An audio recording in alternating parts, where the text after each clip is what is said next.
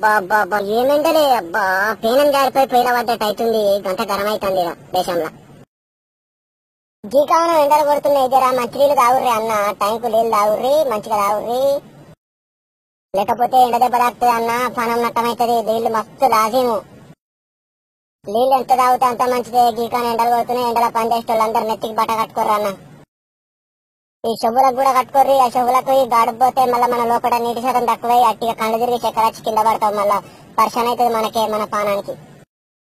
మొన్న ఈ బండ్లు నడిపేటోళ్ళు నీళ్ళ డబ్బా బండ్లో పెట్టుకోర్రి. మీరు దూరం తిరుగుతారు కదా, నీళ్ళ డబ్బా పెట్టుకోర్రి. అన్ని జాగాలలో మీకు నీళ్లు దొరకాయి. ఒక డబ్బా నీళ్లు నింపుకొని బండ్లో పెట్టుకోర్రి. దానికి బట్టలు చుట్టి మంచిగా ఉంచుకోర్రి, చల్లగుంటాయి. నీళ్ళు ఎంబనే పెట్టుకోర్రి. ఒక డబ్బా కీసలు వేసుకుంటే ఉంటది చిన్నది.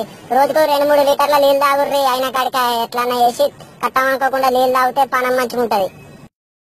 పొద్దుగాల లేచి డ్యూటీకేటప్పుడు మంచిగా కడుపు నిండా తాగిపోర్రి నీళ్లు.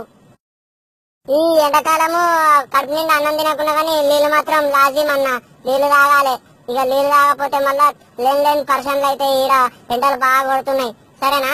ఎప్పుడు తాగుర్రి నీళ్లు, మర్చిపోకుర్రి. ఉంటా మరే, బాగా ఎండ కొడుతుంది, ఎండల పని ఉన్నది. సరేనా? ఉంటా మరే, పైలమన్నా.